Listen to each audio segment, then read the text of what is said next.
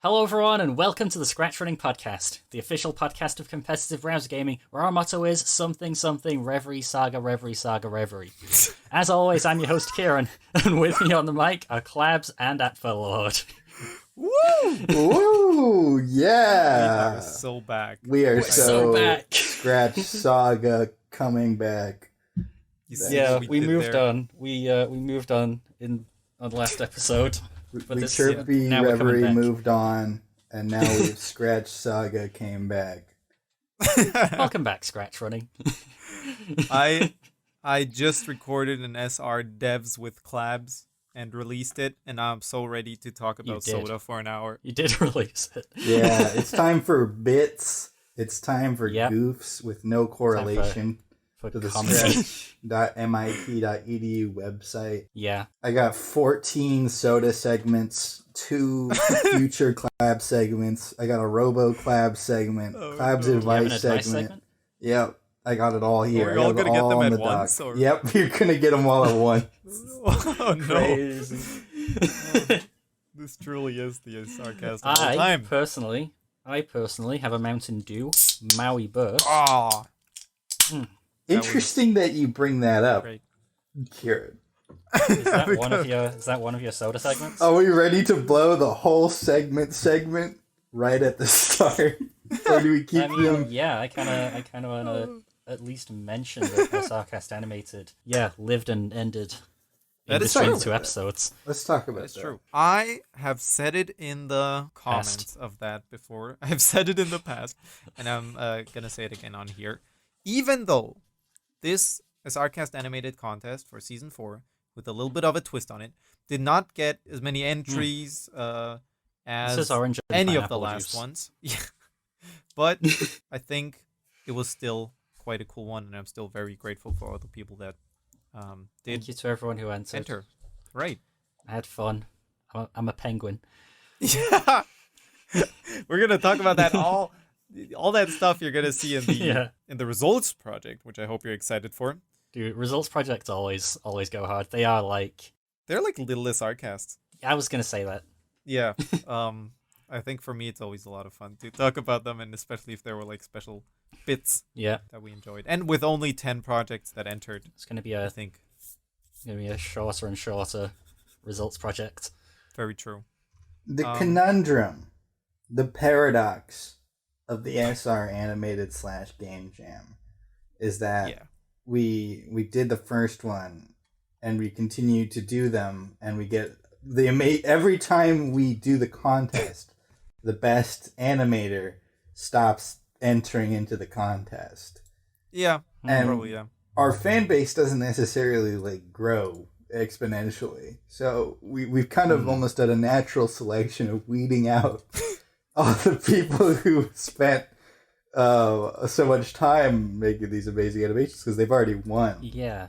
So, maybe we have done enough of what these animated and jam contests, or we've given enough of the same reward that next year we're probably going to have to shake things up. I agree.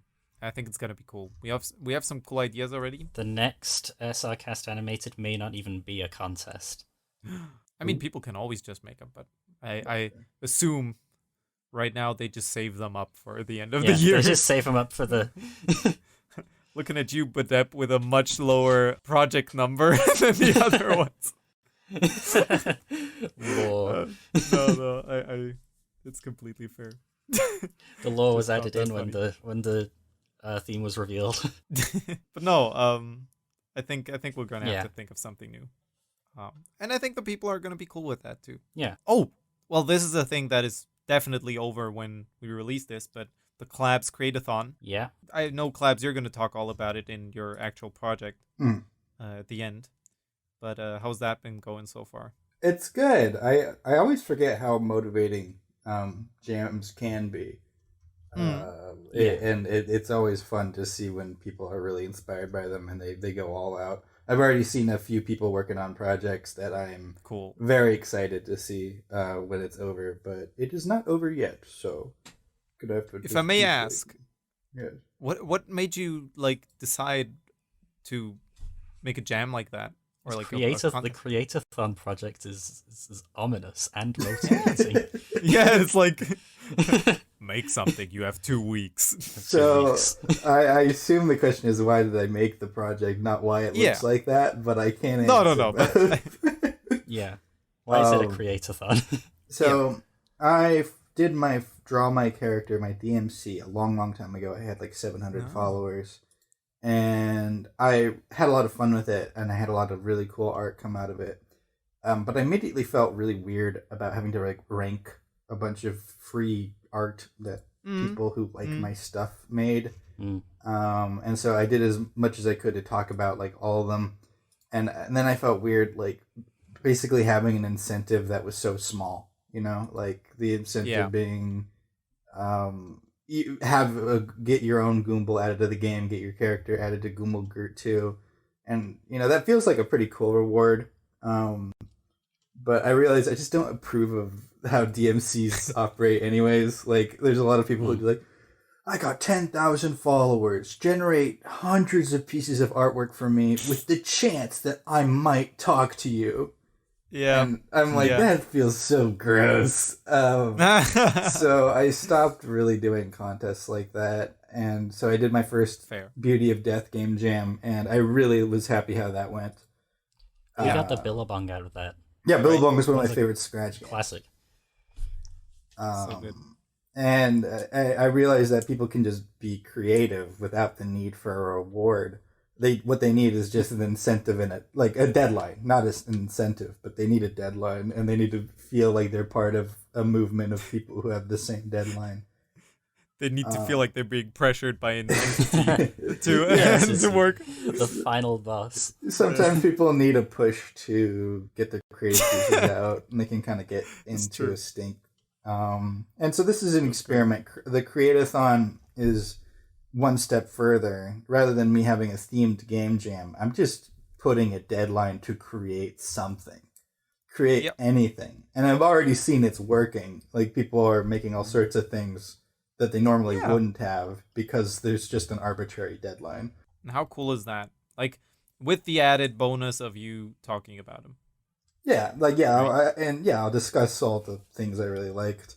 You could consider the theme of the game jam, the Create-a-thon, make things Clabs likes, so Clabs might talk about it. And so maybe the theme is something. The theme is math, fractals, philosophy, cool artwork, music, games I would probably enjoy, Yeah. Grocery shopping. Homemade buttons. Yeah. Homemade buttons? Stickbird made some homemade buttons. Very cool. But I will save my discussion of these topics for my end of Create-a-thon project. To answer the other question, I thought it would be really funny to make the most like threateningly motivating project ever. I just wanted to feel really ominous. Did so well. And I think everyone brought out the fractal. So well. You brought out the fractal smith for that one. I think the energy was exactly what I wanted. Yeah, I think I'm gonna be excited for what people made. Was there over the holidays and stuff?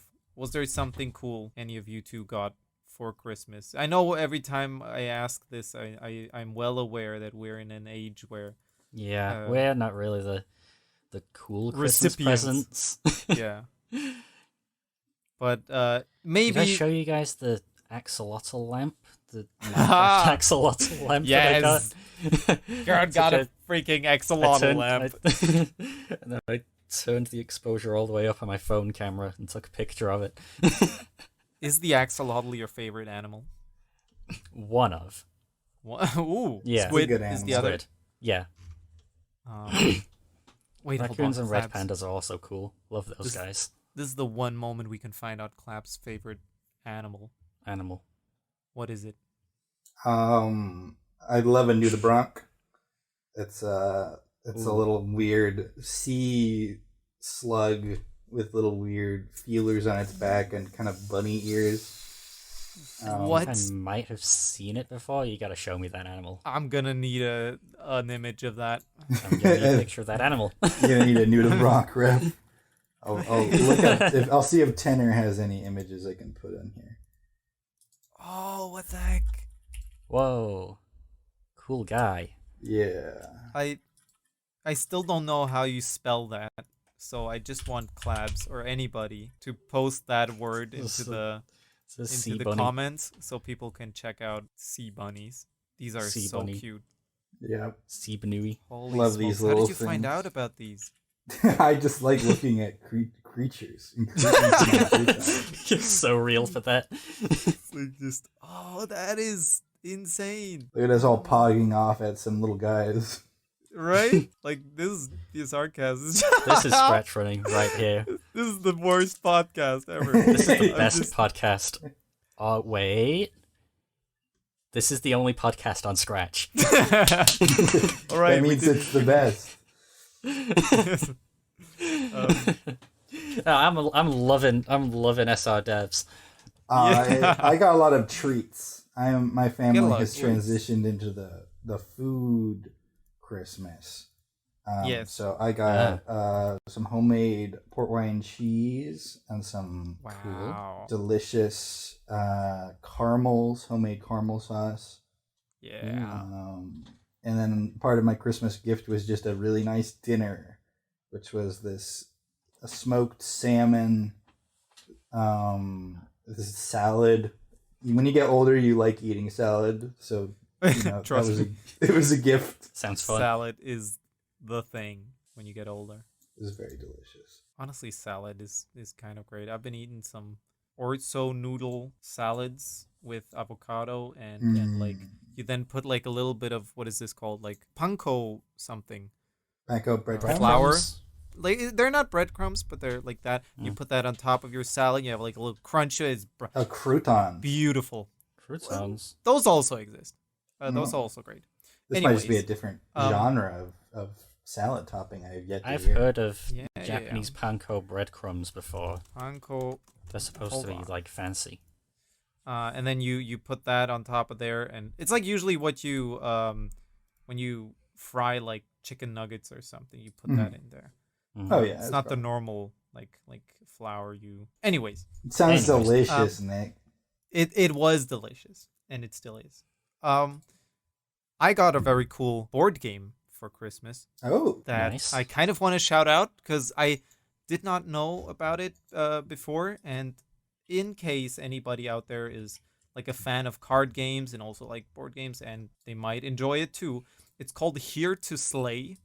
It's a very cute looking, but also very well designed like card/board game where you get like a class. You can be like the fighter or wild runner or something they're called. And they're like, each class is like a set of animals. So for example, the fighters are bears and the cats are like the thieves and stuff. I honestly don't know if I can say much more about it other than like the cards are designed well. The game is super fun. There's even expansion packs if you need more, incentive cards. to if you need more cards or classes and whatnot. This looks really cute.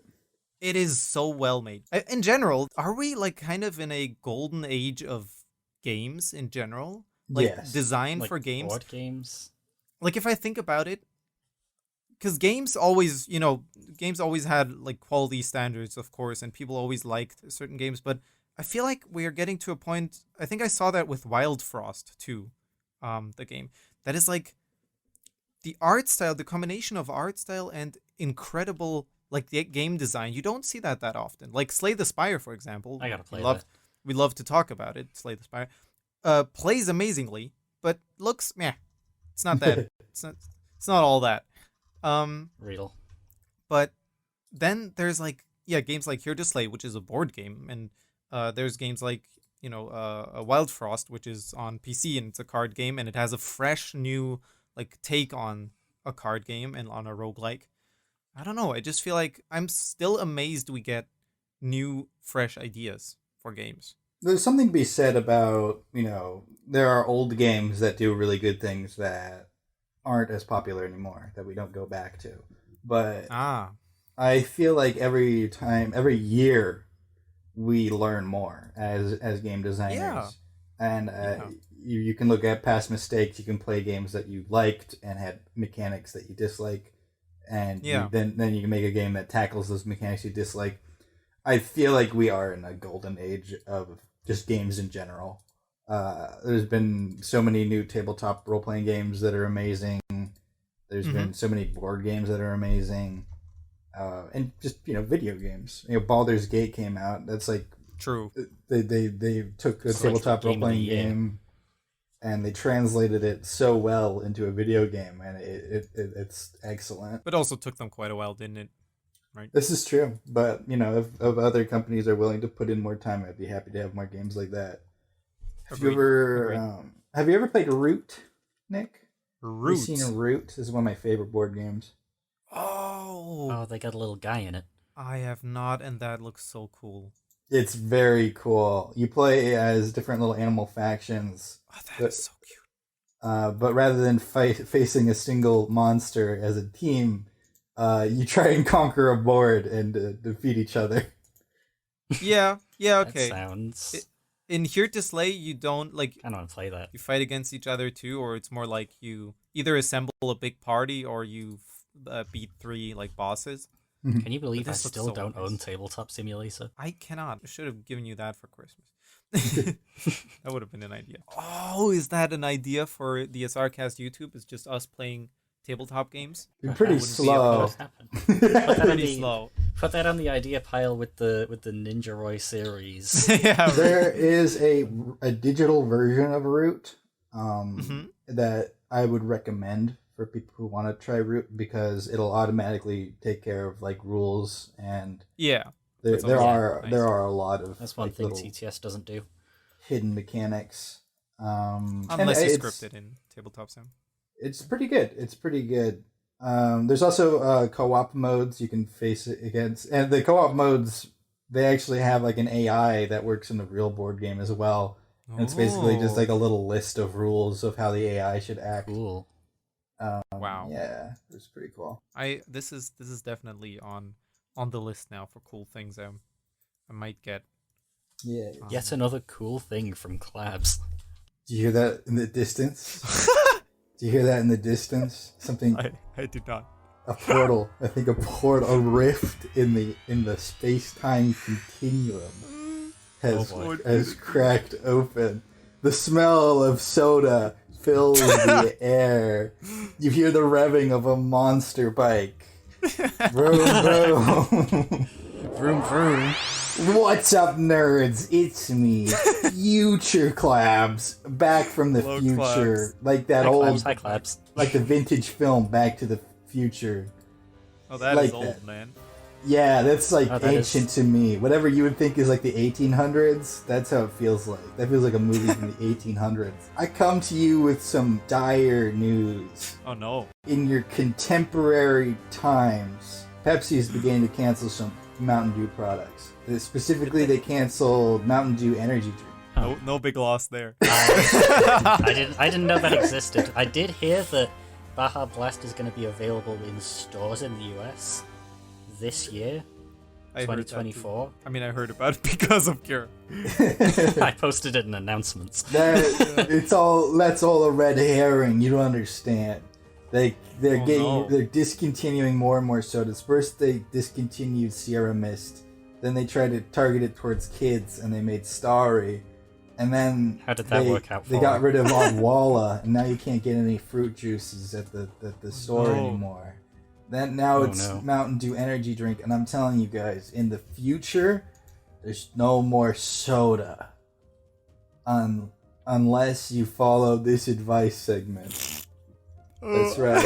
It's a Clabs advice segment from the future. Soda segment. From the future. Wow. That's right. Clabs, you were not kidding when you said you had 20 segments in one. This is welcome to the segment, everybody. This is the segment.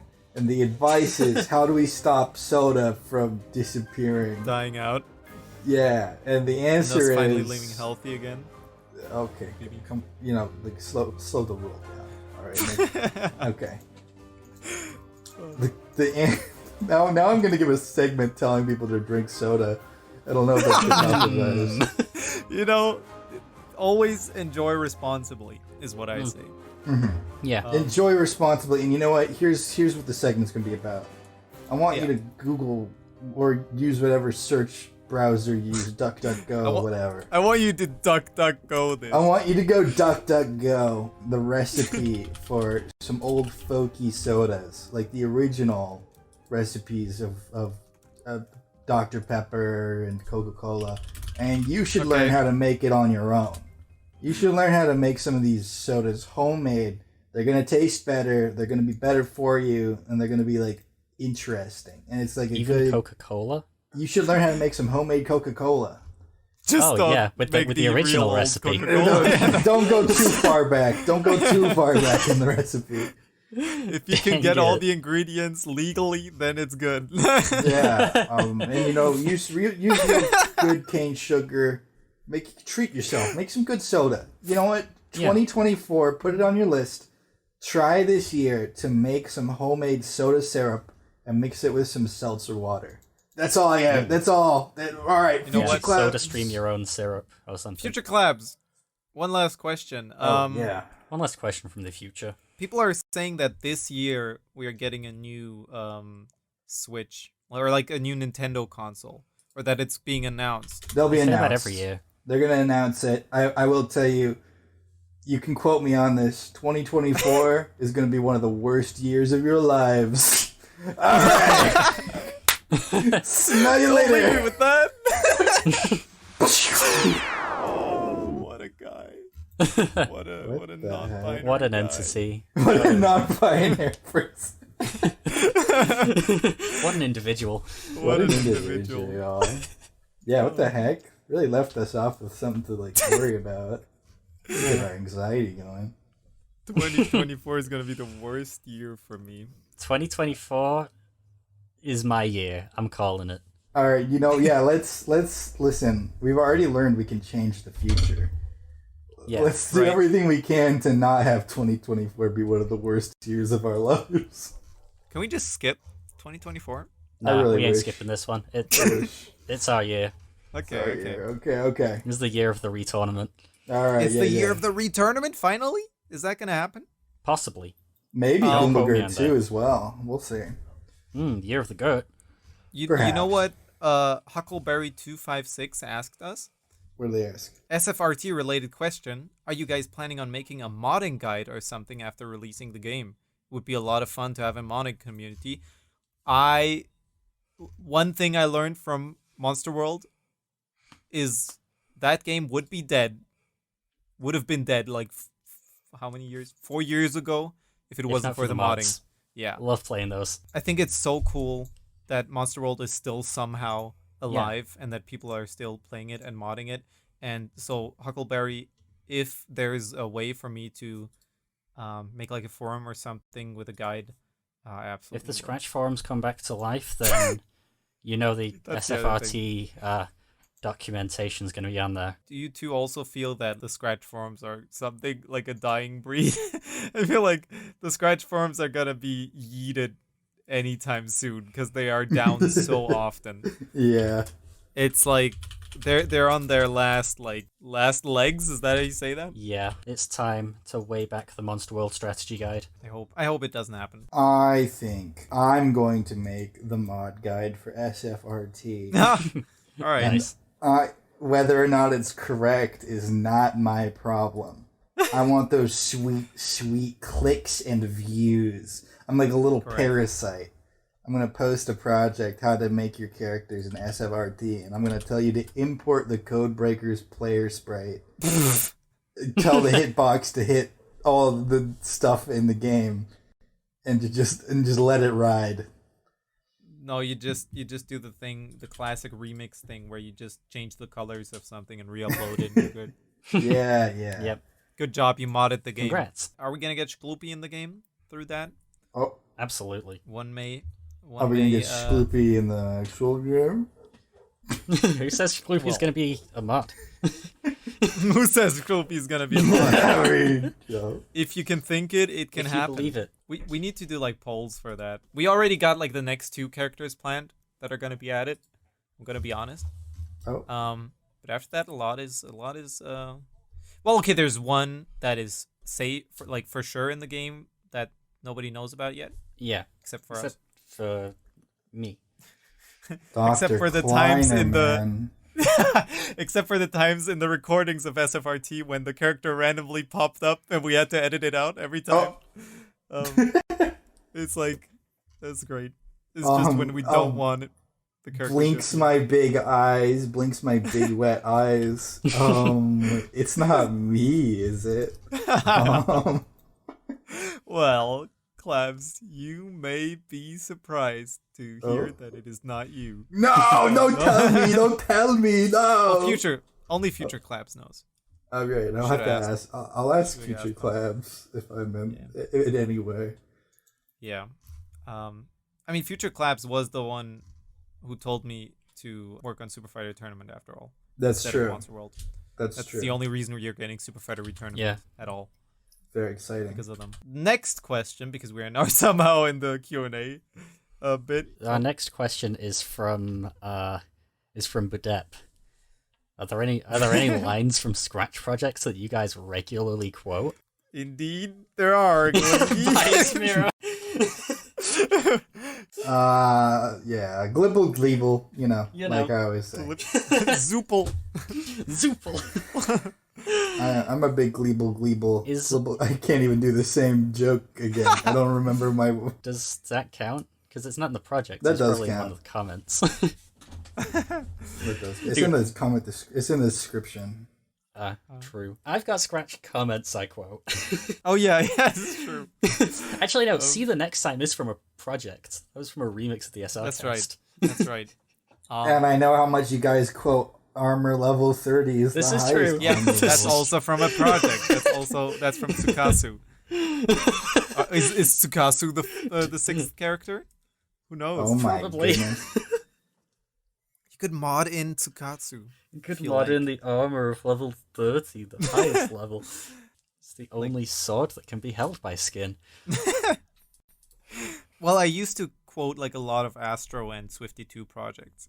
That was a big one. But nowadays, I think WoW Shloopy is like the main one. Yeah. Shloopy and Friends is an instant classic. Now, Nick, you do say epic fail a lot when you're talking in casual conversation. You should throw that one around. Do I know? Yeah. No, that's the Swifty2 is the only reason why I put "This is my ringtone. It's from my iPhone." into the we all learned Perry Grib from Swifty2. Yeah. I joined the game too late. Yeah, you know what? I don't think you missed much. I mean, there's this one Scratch U8 project. It was just Mario's review on Doors. There's also wait, is that also from Scratch U8? That is like Hammer Mario for the win. That's a good project. It's a great project. Does anybody know that? No.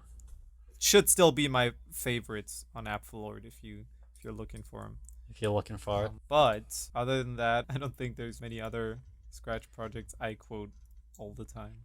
That one quote from SRCast episode 28.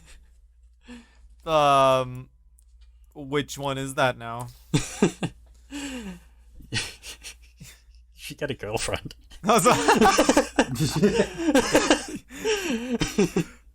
Dude, I started saying that so much after that episode dropped. Canned Gert.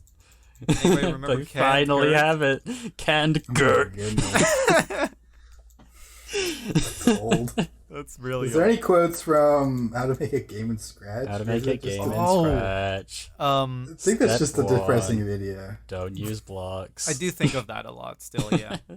I think of that project every time I see one of these new age scratchers use the color asset thing. Wait, did Wait, people they do? people actually do that? People do that? Yeah, like that. Like, are you kidding? The Mast, that like all those 3D projects. I never saw inside that. I need to. If you click inside any of those big 3D projects, you'll see a sprite with a million different color colors data. Because color is data, dude. Incredible. Yeah, people actually do it now. Well, okay, that's still like a thing because, of course, for 3D, what is it? Yeah. Like, what is that called? It's ray tracing. Ray tracing. Yeah. You don't want to For that, waste you a still need to do bit it. of Jason. Yeah. And you somehow Right. Yeah, there's definitely like texture costumes, but you'll absolutely see like floppy disk costumes. Yeah. Oh, ever a scratcher? Ever a scratcher? This is by Shreddy Bop. Ever a scratcher you wanted to collab with but never could for whatever reason? You know who's on my ScratchRunning podcast? You know, Wishlist. Oh, let me know. I was always a big Blorpo 55 fan. True. I was a big Blorpo head, and I'm a little sad that, you know, we had Klongo on. We saw one side of the story. Yeah. I think Blorpo was right. I wasn't there for that, obviously. But I'd like to hear what Blorpo has to say about some of the allegations. I think so too. Maybe if you can reach out to him. Yeah. Let him know. Oh, well, I'll see if I can. Listen, I am a sleuth at old scratchers. Finding old scratchers. That's how I did somewhat. I had to like dig up weird old pages to finally find Swifty 2. I'll be honest though, you know, as we move on into the Scratch future, and it's harder to be motivated to even like find new guests. Because it turns out, first of all, like we don't relate to a lot of like the big new scratchers anyways. That's fair. Yeah. And it turns out like being popular doesn't necessarily translate to some of these scratchers being like pleasant or good to have on the podcast. Yeah. What do you mean? No, yeah. Like obviously not all of them for sure. But you know, sometimes these people are just kind of goobers. And it's like, well, you know, maybe we don't want to talk to a goober for an hour. You really don't. If we were to forever just stick to this trio, I think it would still be great. I could not imagine a better trio for the SRCast. Yeah, I don't think SRCast is defined by us having interviews with the hottest 5,000 followers scratchers. Yeah. Who may or may not be goobers. I do enjoy the episodes of the podcast with guests. Mm-hmm. Dude, 41. That one had Asher Head Smasher. Right. He's cool. He is cool. That guy's cool. Like if it has some, do you say merit to that? Because that is the thing about the podcast. It's not just an interview. It's a segment. Is it? Completely like unrelated question. When was the last time any one of you just randomly, like, or accidentally rather, clicked on surprise me with a costume from like the Scratch, you know, that feature? Does that happen to you often? Purpose? As often as no, accidentally. No, when Scratch 3 first dropped, I used to click on the default library thing because I thought, because in Scratch 2 clicking it brought up the menu, but in Scratch 3 clicking it just pulls up the library. Because, like, I don't know why it happens so often to me, but every time I'm surprised by what the Scratch, like, default costumes are even at this point. I miss the old ones. They took a lot of them out. That's true. You can still see them if you download 1.4. But they are so, like, interestingly... Like, they got a milk carton as a costume. I just got that. But then they got the milk carton with legs. Oh my god, this is something I would make. This is a side character so in Comment Adventures 1. This is so good. Like you can. When was the last time any one of you checked the like default costumes? They've put so much weird stuff in here. Milk. Yeah. Milk E. I neglect to check the extra costumes when you import one of these sprites. But you could really just make a project with just these, like, you know. Isn't that just getting over it with Griff Patch? The old ones, that's true. That is true. The old ones had a charm to them, but with these, like, they added so much. The old ones were limited. Yeah. Look at this single fortune cookie. Yeah. It does not appeal to your gamerly senses. Yeah.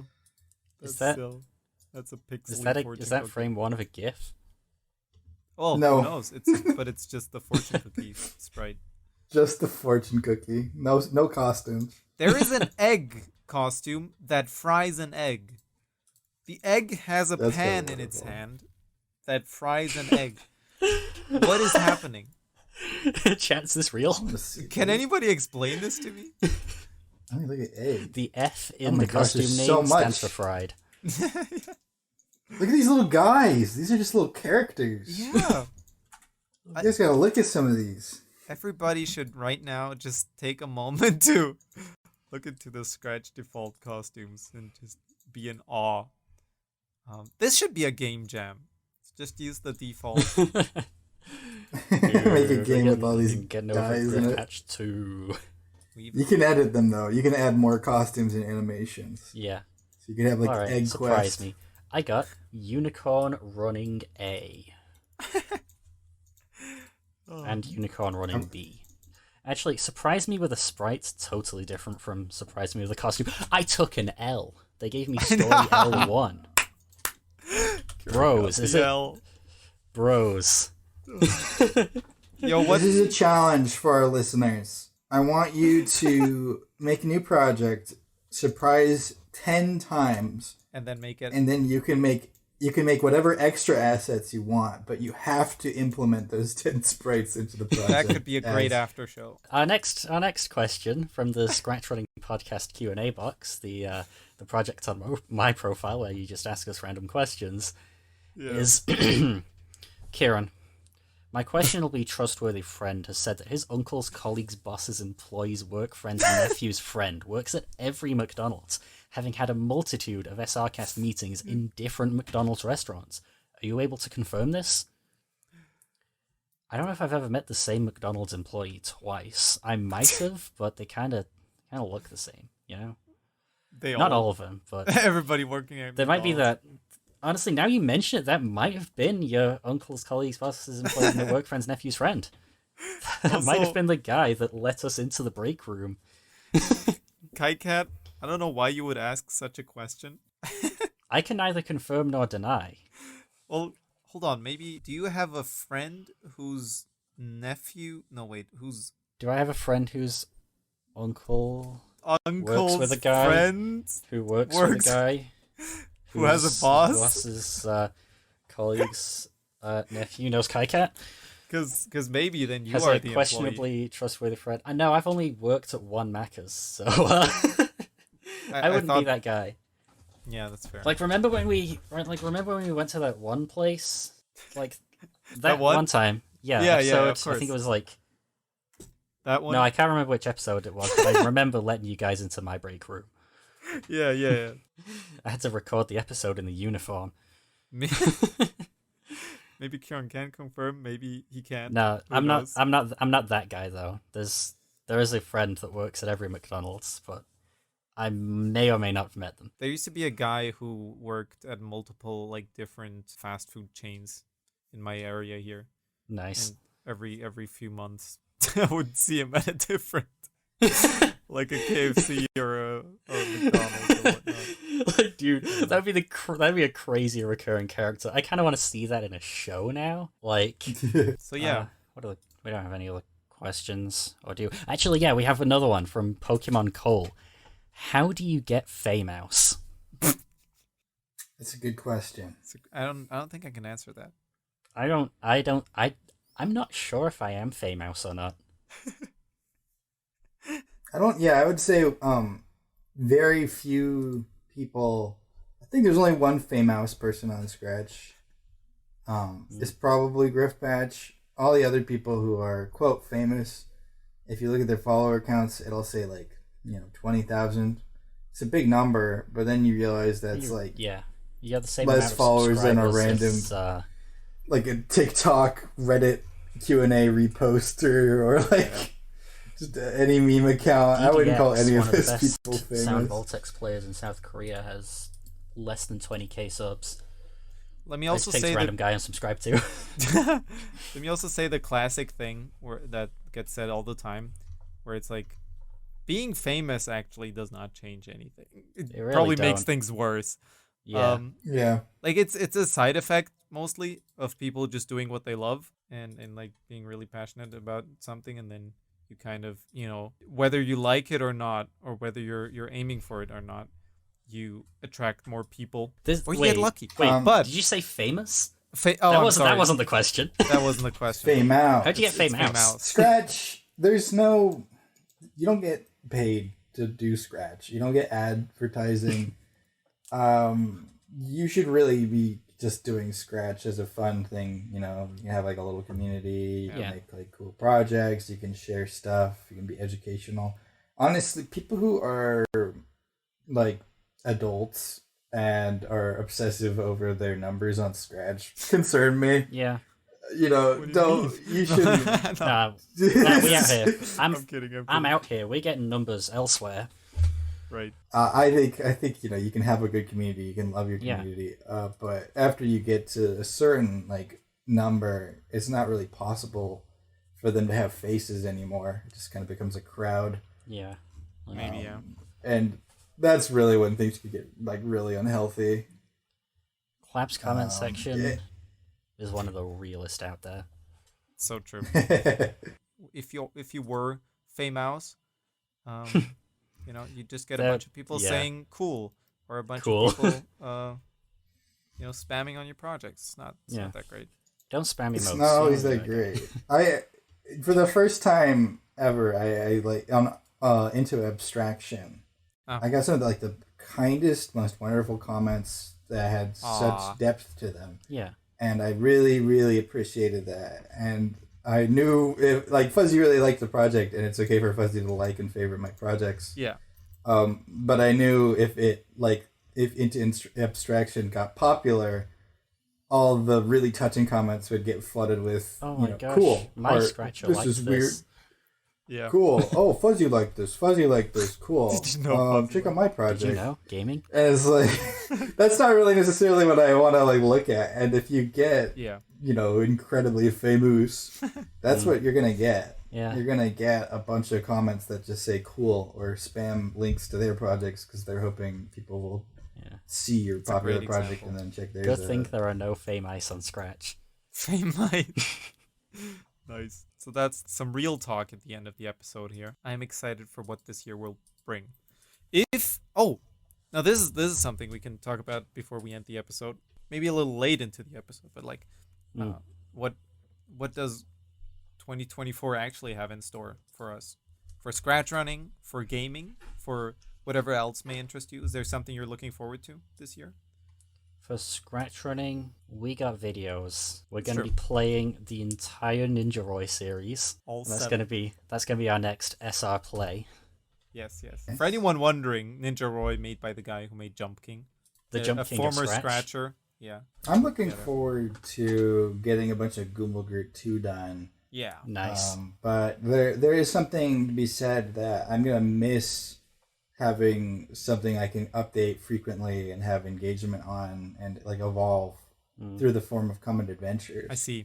Because if it takes me a whole year to make Gumblegurt 2, I'm not there's nothing happening. The only I'm not person you're making interacting anything with there is the other person that's balancing the combat. Yeah, well, and I'm not doing that really anymore. Like everything's done basically. I just need to add I need to finish my computer engine and add all like the cutscenes and all the. It's lonely in a way. Yeah, it's lonely. Yeah. It's just a grind. I've considered if it's like I want to add. My impulse is to start a side project, but at the same time I want to focus a lot of my energy on just getting this done. Like I really want to get Gumblegurt 2 finished. I just want it done. Yeah. And I worry if I start a side project, I'm just gonna like it a lot and want to just do that. I know how you feel. Maybe that is. I have a cool topic. For maybe SR devs that is more fitting for that. We'll see. Mm. Does anybody have anything else to say? I see a fish. Nothing comes to mind except thank you again to Joses and Truly Azul. For the continued support of the ScratchRunning podcast over on Patreon. Yeah. Love you guys so much. Heck yeah. And you want to say the special magic words, Kieran? Zupo. Please go ahead. Yeah, see you the next time. The recording's now stopped. I should have said Zoopal afterwards. Zoopal.